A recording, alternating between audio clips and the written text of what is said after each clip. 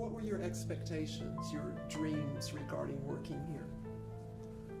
To have a good life and be a successful one day and help my sister and my brother. I hope that I can help until he graduate in college, but it's not happening right now because my employer didn't give a salary. And how long have you worked for your employer? 7.5 years, and he didn't pay me salary. So in 7.5 years, you've never received your salary? No. My elder sister, she's working in Dubai, and she's the one helping my family. And I feel like, I feel like embarrassing to my sister, and I can't help anything to my family.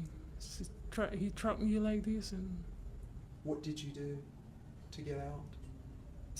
Someone helped me, and I went to embassy, and the embassy sent me to Tenaganita. And how has Tenaganita been able to help you? To pay my cases to my employer and to give back, to get my salary and a passport and a bank book. You don't hold the bank book? No, for 5 years I didn't hold my bank book. Tenaganita helped me to fight for my cases, and they're there for me. And it's not only me; it's a lot of people there out there need help and support. They helping people to move on. I'm staying there so happy and enjoying, having fun, learn a lot of things. Yeah, learning how to do a handicraft. It's like baking, stitching, And so those things help you to pass the time while you're waiting on your case to be solved. I hope that Tenaganita will help me to get my salary and my passport back. And then you want to go home? Yeah. Okay, I hope so too. Thank you. Thank you.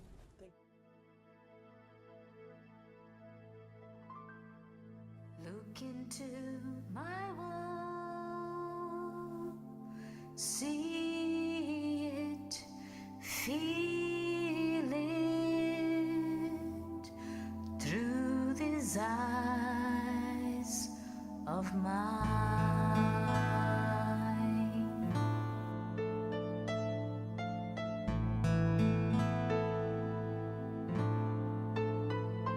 My world, so dirty, dangerous. My name is Glorindas. I am one of the directors of Tenaganita Women's Force. In Bahasa, it's called Tenaganita, which is why we shorten it to Tenaganita. As you may already know, Tenaganita was formed and established by the late Dr. Irene Fernandez. And it started with the experiences that Irene and a group of women had back in the 1990s working with the plantation and industrial sector. Basically, they had developed leadership programs for those women in the plantation sector. And they would, of course, not allowed into this plantation sectors back then by the employers of this plantation, so they had to become creative in giving this idea of creating leadership programs or cooking classes and English classes while incorporating rights-based approach. So they are able to gain their rights as women and as workers. So that was in the 90s. Because we speak from evidence, we speak from the lives experienced by the communities that we work with, in particularly the women, the migrants, the refugees, and the children.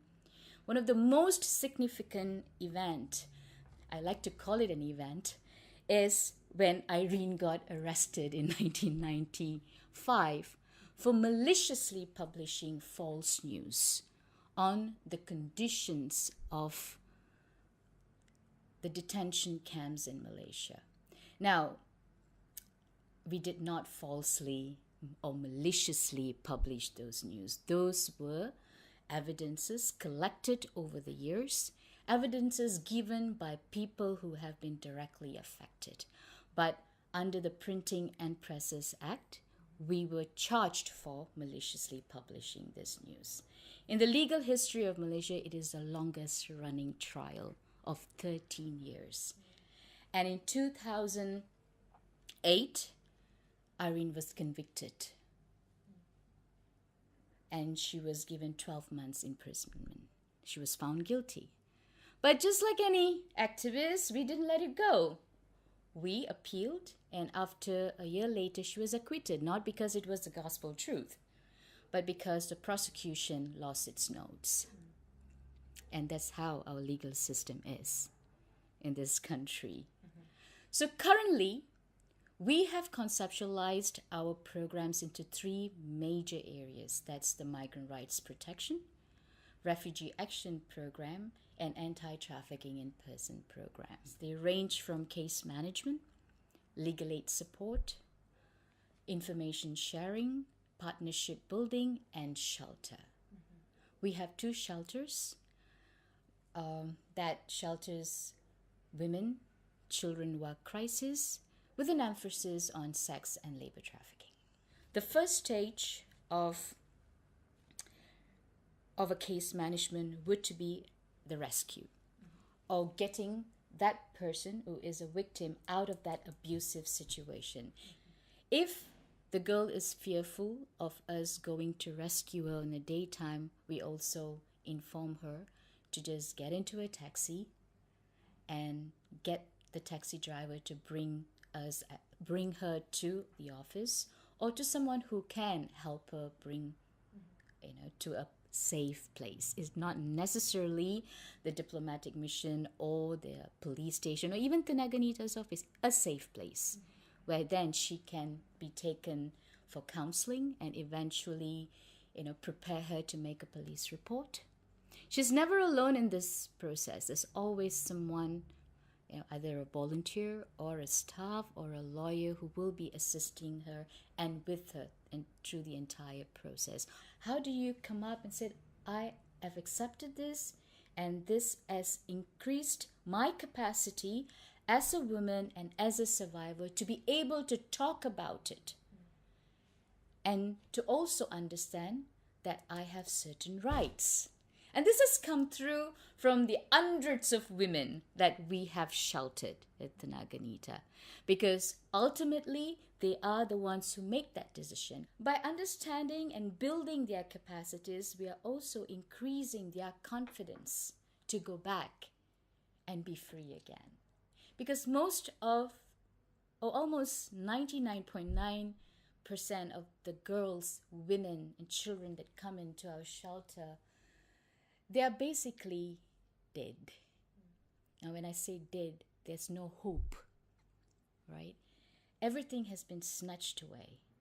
And when we give them this small skills building, the understanding of their own capacity, we give them hope. And that means giving them life back. And that is the most important thing that we continue to do till today. And we hope to do so in future. One of the main challenges that we are not able to do this in a full capacity, or even in a bigger scale, is because of the lack of funding that we continue to experience since we established the shelter back in 2005. We had to close down, and then there was Kingdom City. It's a big church that gave us some funds to restore the shelter again. We've been running on donations, individual donors, but there is no core funding being given. So funds are actually the most essential part of running a shelter, of managing a shelter. We need partnership who can work with us, who can collaborate with us. And as I had mentioned, it comes from every level. My one message for the Malaysian society would be to stop looking at migrant workers as commodities, but as human beings with rights and dignity.